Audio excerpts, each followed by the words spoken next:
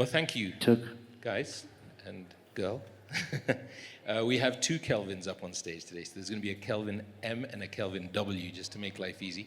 And then we have Thuli, all the way from SA, and we have Shamil, homegrown. So we're going to be talking about the flight to quality in commercial and mixed use.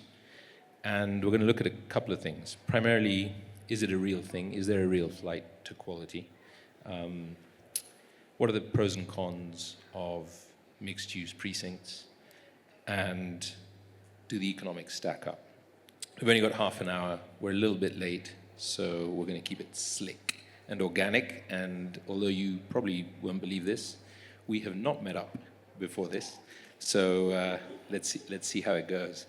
I'm going to start with Kelvin W. Sorry, throwing you under the bus to start with. So Kelvin, given that you come from Vida, which is obviously more of a resi developer, I thought I'd start with you and talk about what do you feel distinguishes a truly successful mixed-use development versus a combination of assets stuck together in one place? Oh, you need a mic. Very well, thank you, Mark. Great. So I'll define success of a well-planned mixed-use development as a 5 minutes to a maximum 15-minute walk convenience to either commercial, retail, or any other form of asset class. And the benefit of that, it gives you the cliche, live, work, and play. And does a mixed-use development or having grade A commercial around a residential development, does it move the needle on pricing for residential? Do you see any positive effects to having quality retail or commercial next door? Interestingly, grade A commercial space attracts multinationals. So typically this also attracts high net worth of human capital. So primarily, just on that basis alone, grade A office spaces are a demand generator. So they typically also influence a flow in terms of your infrastructure. So it means if you're doing resi within a mixed-use precinct, it's already plug and play. So you have demand on one side in terms of the intended users of your residential stock, but at the same time, for real estate developers such as Vida on the residential space, you already have infrastructure-ready land that you can leverage on, especially if you're running pre-construction models like we do. So above those two critical factors, over time, because you have more or less very sticky tenants who enjoy the convenience, or there is a high turnover in terms of your high net worth human capital, in terms of experts, you find typically over 10 to 15% surplus in terms of a premium, in terms of value over maybe a 10-year horizon. I'm going to ask you one last question that may be a little bit more tricky. I don't know, but in managing numerous mixed-use developments, one of the issues we often face is this sort of soullessness of the commercial elements post-work hours, let's say, right? How is that? Or do you have any answers as to how you can overcome that kind of issue? You're right, it's a very tricky question. Sorry. However, within the residential aspect of a mixed-use development, so I'll take Garden City, where we're primarily focused, and we are new entrants into Tattoo. So within Garden City, beyond 5 p.m., all their existing residential stock has its own amenities that allow for socialization beyond work hours. You have, your bells and whistles, pools, gyms. The retail center is also vibrant till around 9 p.m., 10 p.m. A Tattoo, on the other hand, which is more or less more vibrant in terms of scale. So Garden City is just 47 acres. Tattoo is 5,000 odd plus. So you have more planned use cases, and the whole idea for having all these things together is so that from when you wake up in the morning, if it's your school run, which is typically now a walk to school, a cycle to the office. Once you're done with your work hours, you can take a walk to your typical Kenyan joint within that precinct, or if you embrace well-being, you're active. A lot of these things are already within that sort of ecosystem. Got you. So my mic's died. All with a gym and some restaurants and maybe a bar. Thank you. I'm going to move on to our Kelvin now. Oop.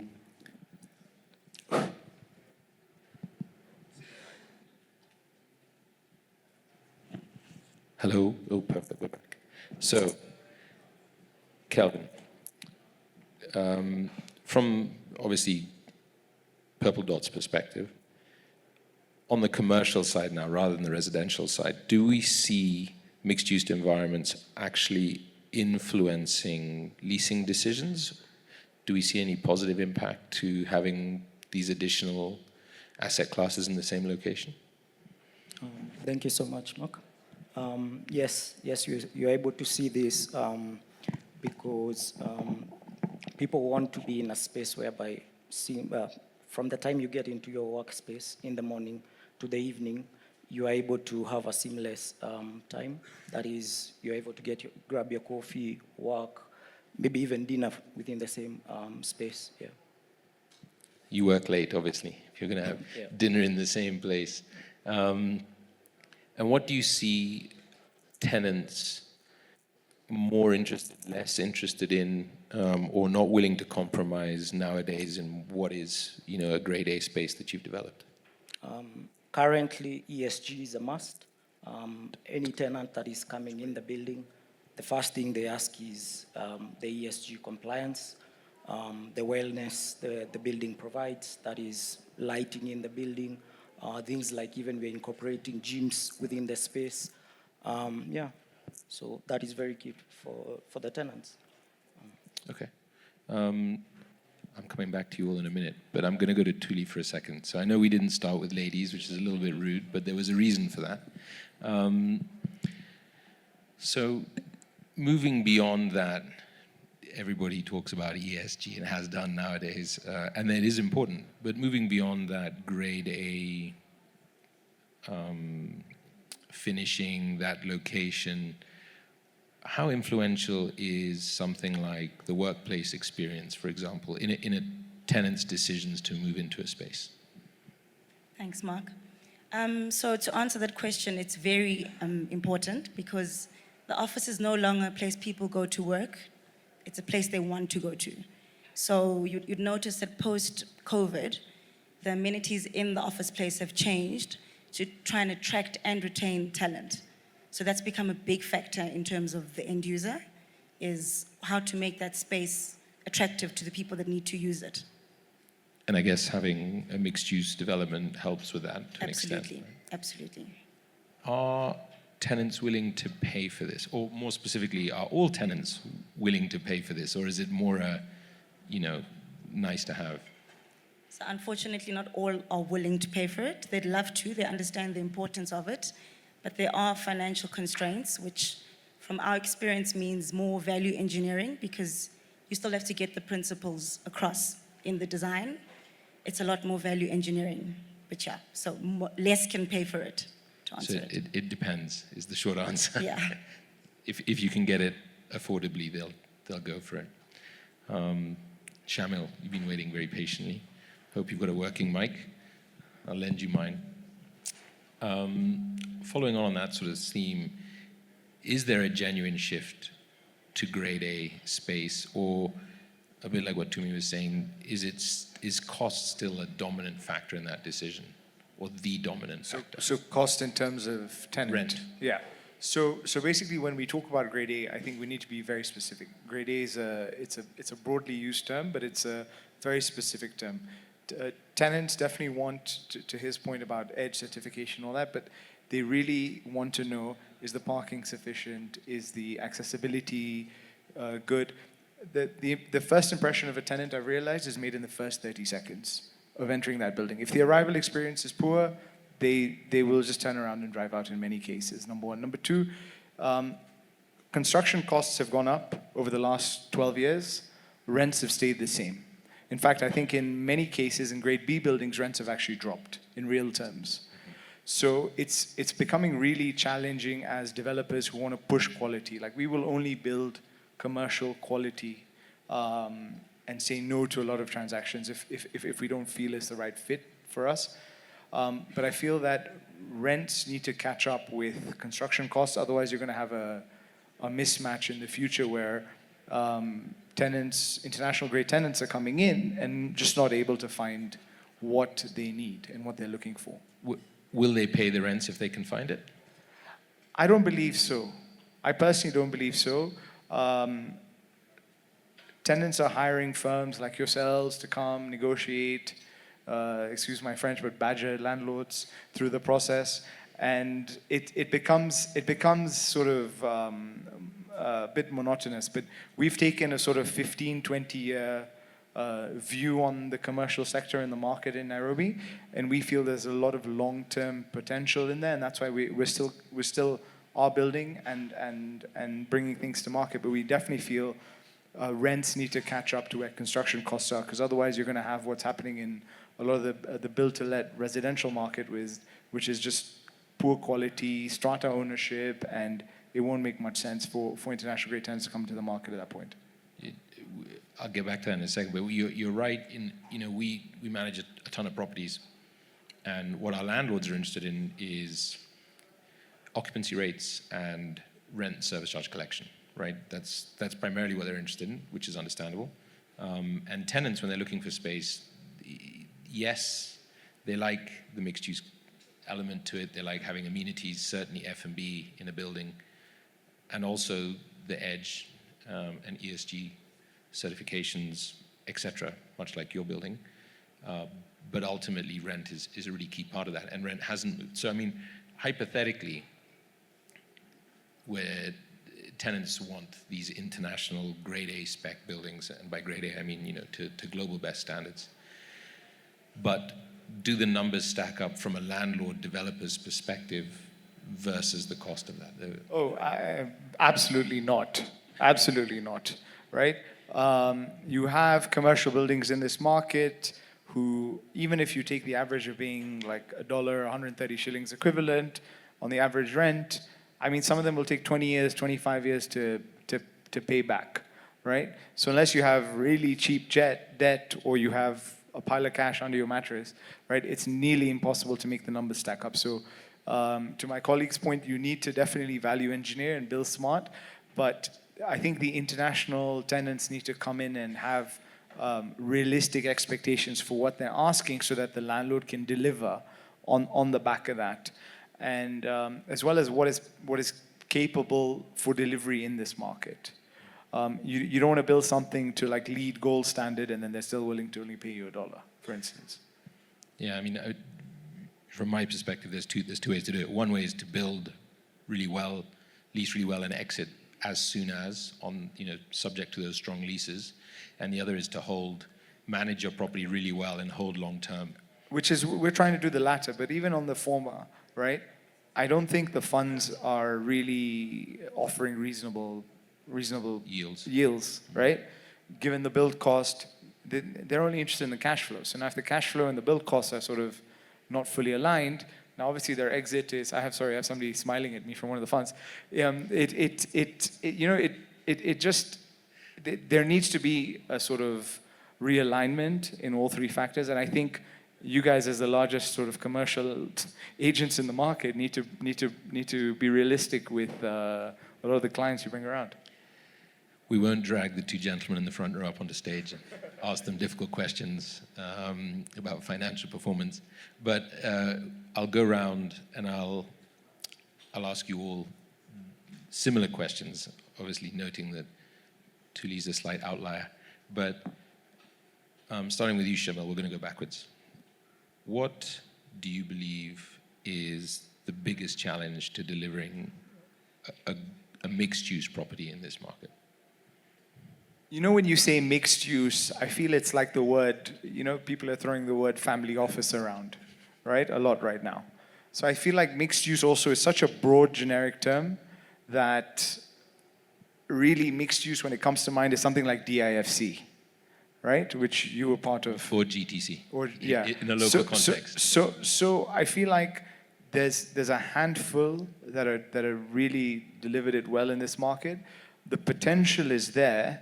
The demand is definitely there from a commercial standpoint, but can it be built quick? Can it be built right? And can it attract the right foot traffic? I think that's the key question here. I don't know if that fully answers your question.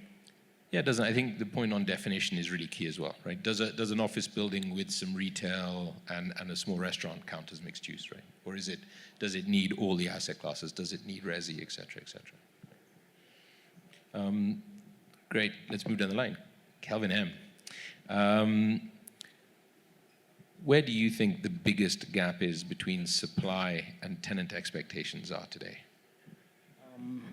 So a lot of the tenants that are coming, say to us, they are really looking for very small spaces, and most of the developers, for it to make sense, they're targeting the larger tenants who are coming in. So we're building a lot of space.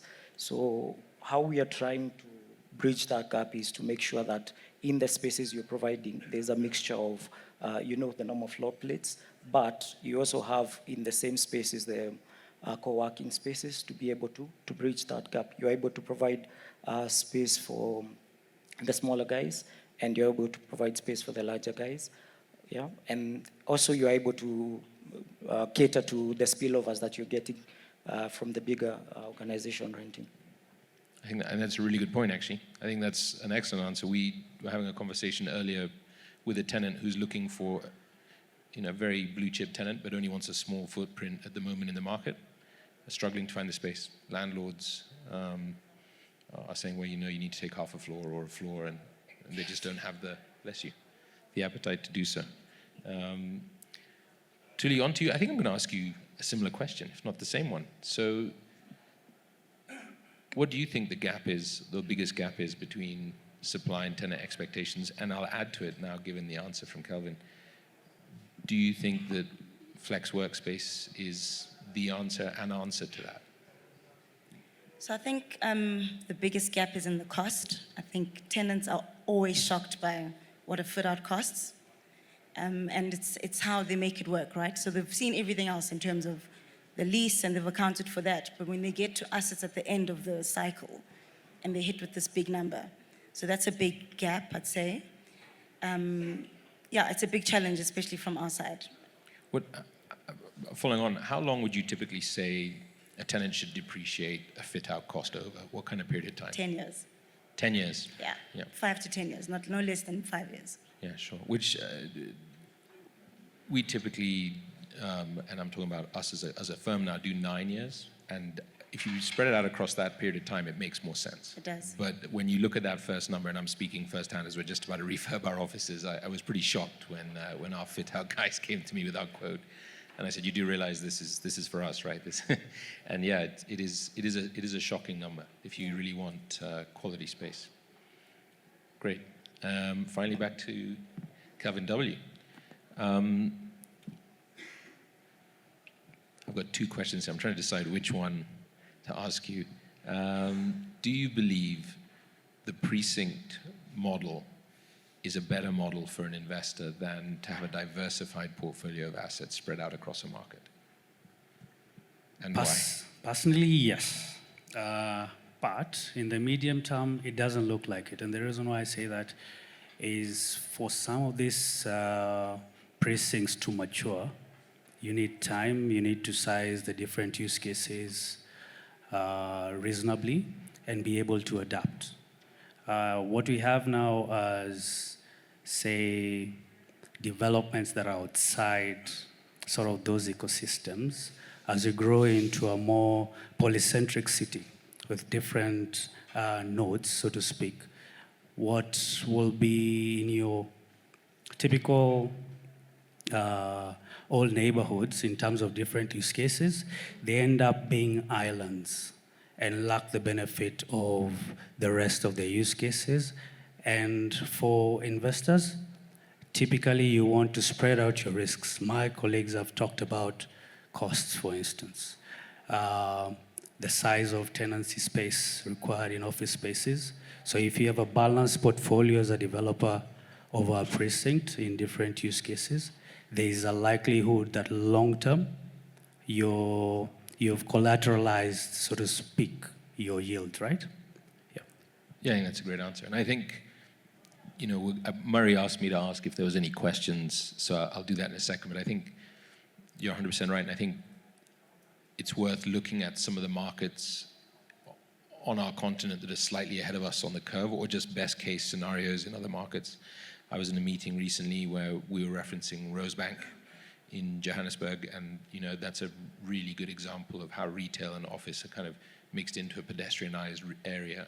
And so there's case studies out there. If we want to look at them and borrow from them, I think we should, rather than thinking, we can do everything here, or having a developer come and if we get the opportunity to advise them that this isn't the same market as Europe. European grade A office doesn't have any parking, for example, right? We're much more similar to a Dubai from that perspective than a Europe.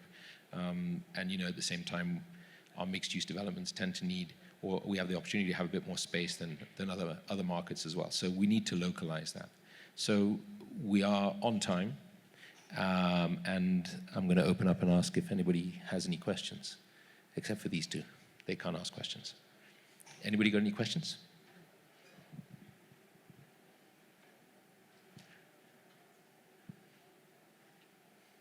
Great. Thank you very much. Well, thank you very much to my panelists.